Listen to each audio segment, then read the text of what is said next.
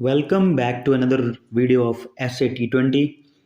और ये मैच होने वाला है आज Paarl Royals versus Paarl Capitals के बीच। और आज एस ए T20 के दो मैचेस हैं, उसमें से ये पहला मैच है। और इसका वेन्यू जो रहेगा आज बोलैंड पार्क, जो कि होम ग्राउंड रहेगा पाल रॉयल्स का।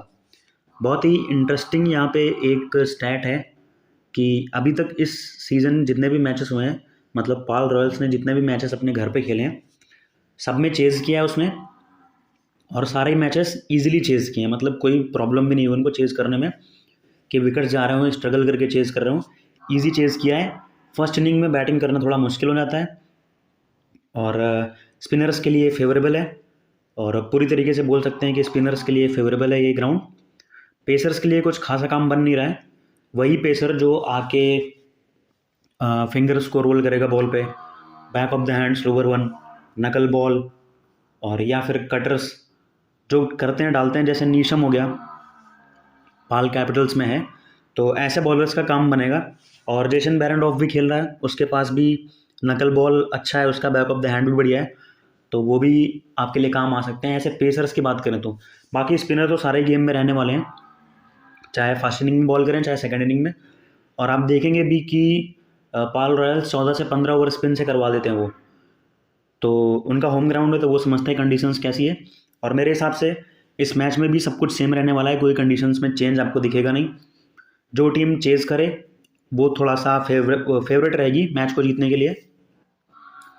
बाकी आप स्टैट्स वगैरह जो सब कुछ है वो आपको देखना है तो आप किसी भी जाके साइट पे चेक करते हैं, ESPN क्रिक इन्फो या फिर जहाँ पे भी आपको सही लगे, बहुत सी साइट्स हैं वो सब दिखा देते हैं।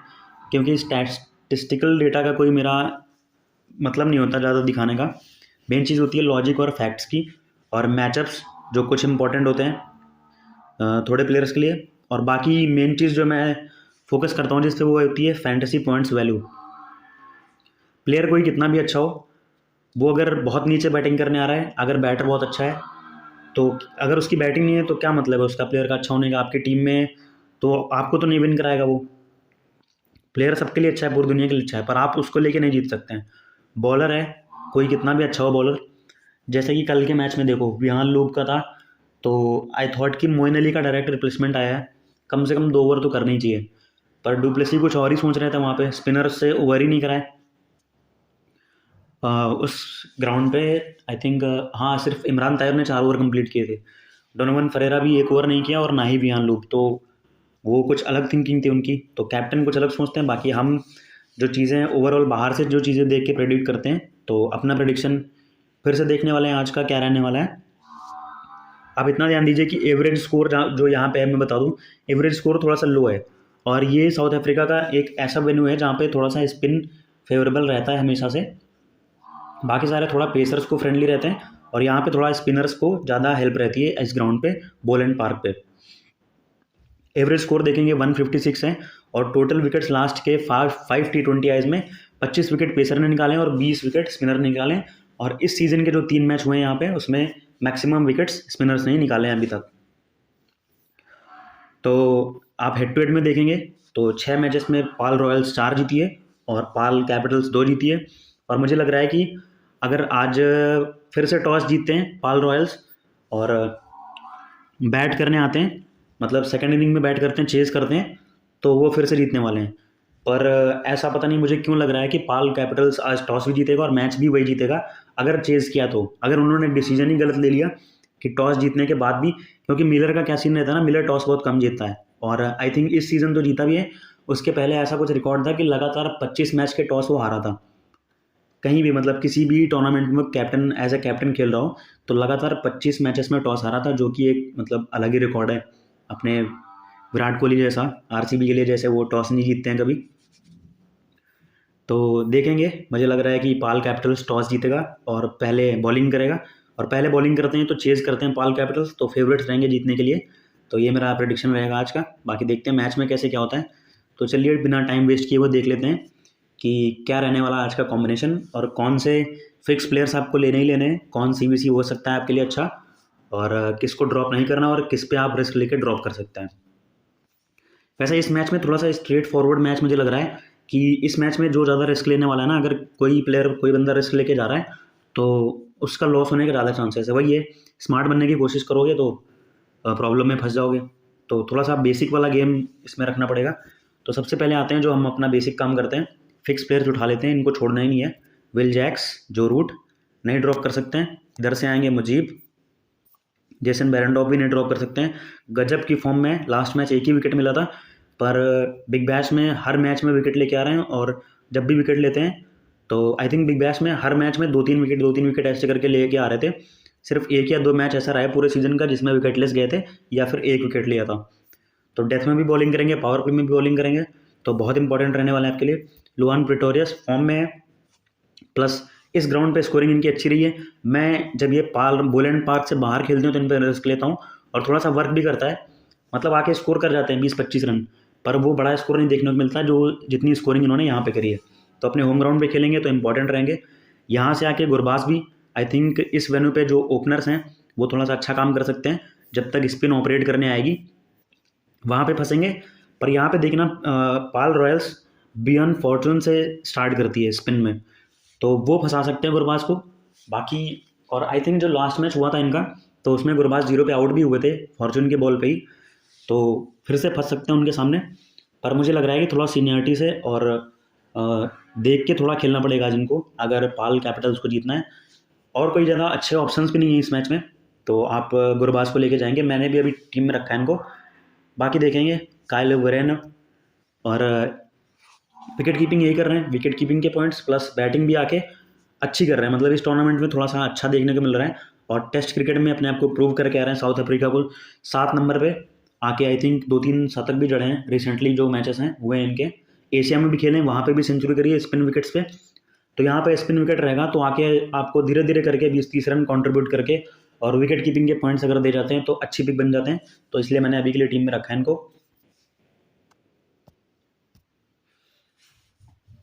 तो ये बंदा भी इंपॉर्टेंट हो जाता है, जेम्स नीशम, डयान गैलियम। लास्ट मैच गलीम को यूजेस मिला नहीं था, आई थिंक एक ही ओवर किया था इन्होंने, और वो ओवर भी इतना कुछ गंदा नहीं गया था इनका, मतलब ज़्यादा रन नहीं गए थे, फिर भी बॉलिंग नहीं कराएगी इनसे। पर यहाँ पे होम ग्राउंड पे खेलेंगे जानते हैं, पर ट्रस्ट कर रहे हैं इनको। मेन बात है कि कैप्टन मिलर जो है इनको ट्रस्ट कर रहे हैं, डेथ में भी ओवर दे रहे हैं, तो इसलिए इंपॉर्टेंट रहेंगे। कल की वीडियो में मैंने बोला था कि इवान जोन्स अगर पहले बॉलिंग करते हैं तो डेथ ओवर में बॉलिंग करेंगे, तो वो इंपॉर्टेंट बन जाते हैं। और आज गलीम भी अगर फर्स्ट ओवर में, मतलब फर्स्ट इनिंग में बॉल करते हैं तो डेथ में बॉलिंग करेंगे, फिर से इंपॉर्टेंट रहेंगे। या फिर नीशम भी जो इंपॉर्टेंट, मतलब फर्स्ट इनिंग में बॉल करेगा तो वो डेथ में ओवर डालने ही आएगा, कम से कम 1 ओवर नीशम भी डालेगा, और गलीम तो 2 ओवर कर सकते हैं डेथ में, तो दोनों ही इंपॉर्टेंट रहते हैं उस केस में। और कल जिसने इवान जोन्स को लिया होगा, मेरी लास्ट पिक साइमन आर्मर थी, वो मतलब थोड़ा सा फ्लॉप हो गया। बॉलिंग तो करी थी 4 ओवर कल जैसा प्रेडिक्ट किया था, पर विकेट जो ऑफ स्पिनर को मिला वो मार्करम को मिला, इनको नहीं मिला था हार्मर को। तो उस कंडीशन में थोड़ा सा प्रॉब्लम हो गई हमको। बाकी मैच क्लीन स्वीप गया था कल भी, पर वो मल्टीप्लायर्स में जो 8x वाला कॉन्टेस्ट होता है वो नहीं क्लियर हुआ था, और 4x तक तो ईजी विन हुआ था। बाकी देखेंगे बॉलिंग सेक्शन में आएंगे। बियॉन्ड फॉर्चून अच्छी पिक है, इकोनॉमिकल बॉलिंग करते हैं। मैं हमेशा ये बोलता हूँ इनके लिए प्रॉब्लम इनके साथ यही रहती है कि इकोनॉमिकल बॉलिंग करके जाते हैं, आपको 30 से 40 पॉइंट दे सकते हैं 1 विकेट लेने के बाद भी, हो सकता है मिड ओवर कर जाएं। पर प्रॉब्लम ये है ना कि ये जो इनकी लाइन लेंस होती हैं इतनी स्ट्रेट फॉरवर्ड लाइन लेंस होती हैं, अगर बैटर इनको हिट करने ना जाए तो विकेट जाएगा ही नहीं, वो डिफेंड करके इनको निकल जाते हैं। उनको भी पता है कि सामने वाला बंदा, पर भाई बॉल, मतलब लास्ट मैच में देख रहा था जो मैथ्यू ब्रिस्को को बॉल कराई थी, पावर प्ले में एक ऐसे बैटर को डिफेंड करने पे फोर्स कर रहा था जो मतलब बहुत ही हार्ड हिटर है, और वो कोशिश भी कर रहा था हिट करने की, पर इनकी लाइन लेंस इतनी सटीक और इतनी मतलब अच्छी जगह पे लाइन लेंस पे बॉल कर रहे थे कि उसको डिफेंड करने के लिए फोर्स कर रहे थे, और लास्ट में गलत शॉट खेल के आउट भी कर दिया था। गजब की बॉलिंग कराई थी लास्ट मैच में, और अच्छे फॉर्म में, तो ट्राइबल रहेंगे। पर इस मैच में क्या और कोई ऑप्शंस हैं कि फॉर्चून की जगह आप ट्राई कर सकते हैं उनको, तो वो अभी देख लेते हैं। इथान बोश लास्ट मैच 3 विकेट्स लेके आ रहे हैं, बैटिंग से भी कंट्रीब्यूट किया था, पर यहाँ पे अगर बॉल फर्स्ट आता है तो ट्राइबल रहेंगे, पर अगर सेकंड इनिंग में बॉलिंग करते हैं तो मैं ड्रॉप कर दूंगा बोस को डायरेक्टली। और सेम चीज़ रहेगी ईशान मलिंगा, लास्ट मैच में डेथ में बॉलिंग कराएगी, पहले ओवर में 20 रन दे गए थे, डिकॉक ने मार दिए थे इनको 20 रन, फिर भी कैप्टन ने बहुत ट्रस्ट किया और पूरे 4 ओवर करवाए, और लास्ट में आके विकेट्स भी ले गए थे। तो वही चीज़ है कि कैप्टन का ट्रस्ट किस पे है। तो अगर बॉल फर्स्ट आता है तो मलिंगा फिर से ट्राइबल रहेंगे, मलिंगा और गलीम दोनों ट्राइबल रहेंगे उस कंडीशन में। लास्ट मैच में गलीम को डेथ ओवर में बॉल नहीं मिला था, तो मुझे लग नहीं रहा है कि ऐसा बार बार होगा। और यहाँ पे इस ग्राउंड पे गलीम बॉल करेंगे क्योंकि कुछ लोअर वंस अच्छी हैं। तो यहाँ पे मलिंगा का हम देखेंगे लास्ट में, टॉस के ऊपर ये बेस रहेगा कि कौन पहले बॉल कर रहा है और कौन सेकंड इनिंग में बॉल करेगा, उस हिसाब से हम देखेंगे। अगर पाल रॉयल्स की बॉल फर्स्ट आती है तो मलिंगा जरूर से टीम में रहेंगे मेरी, और अगर नहीं आती है तो इधर से मुथुस्वामी तो स्ट्रेट फॉरवर्ड पिक रहेंगे क्योंकि स्पिन वेन्यू है, और सामने आपको कुछ राइट हैंडर्स भी दिखेंगे लेफ्ट हैंडर के साथ मिक्स होके, तो काउंटर अटैक करने की कोशिश करेंगे। पर जो मैंने बोला है कि अगर पीसी जीतेगी, पाल कैपिटल्स जीतेगी आज, तो उस कंडीशन में ये इंपॉर्टेंट रोल प्ले करने वाले हैं, बैटिंग से भी कंट्रीब्यूट कर सकते हैं। तो इसलिए मैं ये 5 ऑलराउंडर्स लेके जाऊंगा टीम में। यहाँ से बैटिंग सेक्शन में और कोई प्लेयर, मिलर है, मिलर का ऑप्शन है, इनके अलावा और कोई प्लेयर ऐसा है नहीं जो फॉर्म में है। और इस सीज़न में एक ये चीज़ देखी गई है कि जो बैट्समैन फॉर्म में है वही स्कोर कर रहे हैं, जो प्लेयर फॉर्म में है। तो फॉर्म से बिल्कुल भी मस्ती नहीं करनी है आपको, और इन फॉर्म प्लेयर पर रिस्क नहीं लेना है। और वही चीज़ रहेगी कि मिलर, और लास्ट प्लेयर का जो ऑप्शन रहेगा मेरा मिलर और फॉर्चून और मलिंगा या फिर बोश, ये 4 प्लेयर में एक प्लेयर पिक करूँगा मैं। ईशान मलिंगा मैं लूँगा बॉल फर्स्ट में अगर रॉयल्स की बॉल फर्स्ट आती है। दूसरी चीज़, और इधर से पीसी की अगर बॉल फर्स्ट आती है तो इथान बोस, और या फिर मिलर अगर बैट फर्स्ट आती है तो मिलर ले सकते हैं आप। उस कंडीशन में मैं सोचूंगा मिलर को लेने का, पर चेज़ में नहीं सोचूंगा क्योंकि चेज़ में आज मुझे लग रहा है कि जो रूट का स्कोर अच्छा आने वाला है तो वहाँ पे रन्स कम हो जाते हैं। अगर प्रेटोरियस भी स्कोर कर गया तो टारगेट छोटा कर देंगे, तो मिलर आके 20-30 रन करेंगे भी तो उससे ज़्यादा वैल्यू आपको कोई दूसरा प्लेयर दे सकता है। और एक बात बता दूँ कि मिलर कैप्टन है टीम के, बेस्ट फील्डर हैं टीम के, तो ऐसी पोजीशंस पर रहते हैं जहाँ पे कैचेस जाते हैं, और इस टूर्नामेंट में कैचेस के पॉइंट्स की वैल्यू ज़्यादा है क्योंकि कोई बैट्समैन आप ले रहे हैं जो, अब सपोज करो आपने मिलर को लिया, मिलर ने 2 कैच पकड़ लिए और एक रन आउट कर दिया, जहाँ पे फील्डिंग करते हैं वहाँ से रन आउट के भी चांसेस बनते हैं, तो हो गया 28 पॉइंट मिलर के। और बैटिंग से आके 10 रन कर दिए तो अराउंड मिलर दे जाएंगे 45 to 46 पॉइंट्स ऐसे दे जाएंगे मिलर। और फिर आपने कोई ऐसा बैटर ले लिया जो, अब सपोज यहाँ पे आपने लिया रायली रोसो को, इन्होंने कैचेस नहीं पकड़ी और आके 20 रन कर दिए, तब भी मिलर के पॉइंट्स जो हैं वो रोसो से ज़्यादा ही रहेंगे। तो ये चीज़ इंपॉर्टेंट रहेगी, आपको ये चीज़ देख के चलना है कि क्या प्लेयर ले रहे हैं उसकी, यही चीज़ की मैं बात करता हूँ हमेशा, फैंटेसी पॉइंट्स की वैल्यू की। बाकी लाइनअप में कुछ चेंजेस अगर होते हैं तो वो हम बाद में डिस्कस कर लेंगे, टेलीग्राम पे वो मैं अपडेट कर दूंगा, लिंक आपको डिस्क्रिप्शन में मिल जाएगा लिंक। और टेलीग्राम आपको ज़रूर से ज्वाइन कर लेना है, सारा अपडेट सब कुछ जो फाइनल मिनट, जो लास्ट मिनट के अपडेट्स आते हैं वो मैं वहीं पे पोस्ट करूँगा। तो बहुत इंपॉर्टेंट है आपको टेलीग्राम से जुड़े रहना, और फाइनल जो चीज़ें होती हैं वो बहुत इंपॉर्टेंट होती हैं लास्ट टाइम पे। हो सकता है मेरा 1 मिनट का या आधे सेकंड का, जो 30 सेकंड का जो ऑडियो वो आपके लिए बहुत काम कर जाए, तो वो चीज़ें आपको फाइनली टेलीग्राम पे मिलेंगी। तो अभी के लिए मैं यहाँ पे मिलर के लेके चल रहा हूँ टीम में, और लास्ट प्लेयर मैं जो बताया हूँ जिस कंडीशन पे, वो वैसे ही डिपेंड करेगा और उस लास्ट में डिसाइड कर लेंगे। इस मैच में सीवीसी स्ट्रेट फॉरवर्ड, रूट और जैक्स को करके जाना है। मेरे हिसाब से जैक्स फिर से बॉलिंग करना चाहिए 2 से 3 ओवर, और जो रूट तो 4 ओवर कर ही रहा है अपने, और प्लस ओपन पे आएगा। प्लस सबसे इंपॉर्टेंट चीज़, लास्ट मैच दोनों अपने बैटिंग में 0 पे आउट होके आए, तो स्कोरिंग की मैं उम्मीद कर रहा हूँ दोनों से ही।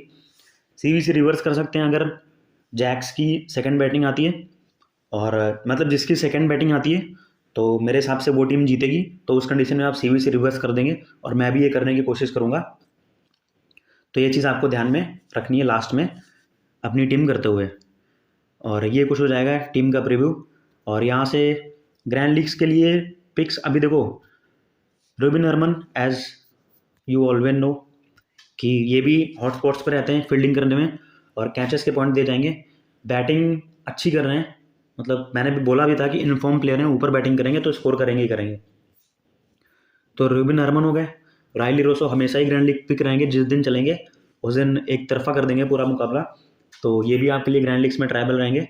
और कीथ डकजियन लास्ट मैच खेले थे, और पहला वो डिकॉक के सामने लग गया था इनका, और उन्होंने 2 चौके लगा दिए थे इन्हें। उसके बाद डेथ में भी 1 ओवर करने आए थे, वहाँ पे भी इनको शायद रन हो गए थे, और कौन बैटिंग कर रहा था, मिल्डर और स्मिथ्स बैटिंग कर रहे थे, तो वहाँ पे भी इनको रन लग गए थे। तो इस मैच में ट्राइबल रहेंगे फिर से, और यहाँ से हम ईशान मिलेंगा। और देखिए यहाँ पे मुझे लग रहा है कि एक चेंज जरूर करेगी पाल रॉयल्स, कोई स्पिनर खेलेगा फिर से, या तो डेनुथ वेलालागे या फिर नकाबा पीटर, जो खेलेगा वो स्पिनर इंपॉर्टेंट रहेगा। तो यहाँ से इन दोनों में से जो भी खेलता है वो आपके लिए इंपॉर्टेंट रहेगा। तो ये ग्रैंड लीग्स की पिक्स हो जाएंगी आज आज के लिए। और इनको अगर ऑर्डर में रखें तो यहाँ से डेथ में बॉलिंग करते हुए, फर्स्ट बॉलिंग करते हुए मलिंगा, ये आपकी फर्स्ट प्रियोरिटी रहनी चाहिए। दूसरा, इन दो स्पिनर में से जो खेलेगा वो सेकंड प्रियोरिटी रहेगा। तीसरे रहेंगे रूबिन हरमन, और चौथे रहेंगे रायली रोसो, और पांचवे रहेंगे कीथ डकजियन। तो इस तरीके से आज के कुछ कॉम्बिनेशन, और ये था आज का मेरा प्रेडिक्शन इस मैच को लेके। और इन्वेस्टमेंट के रिगार्डिंग बात करें तो थोड़ा सा मुझे लग रहा है कि इस मैच में नॉर्मल इन्वेस्टमेंट कर सकते हैं। ये मैच टॉस के बाद डिसाइड करेंगे कि ये मैच, मतलब मुझे लग रहा है कि प्रेडिक्शन के हिसाब से अच्छा जाने वाला है। और बाकी सेकंड मैच का जो वीडियो आएगा उसमें उस मैच का इन्वेस्टमेंट अपडेट कर दूंगा मैं।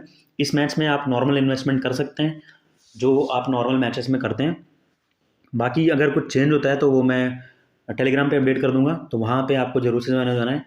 तो फाइनल अपडेट्स का वेट करेंगे टेलीग्राम पे। Till then take care.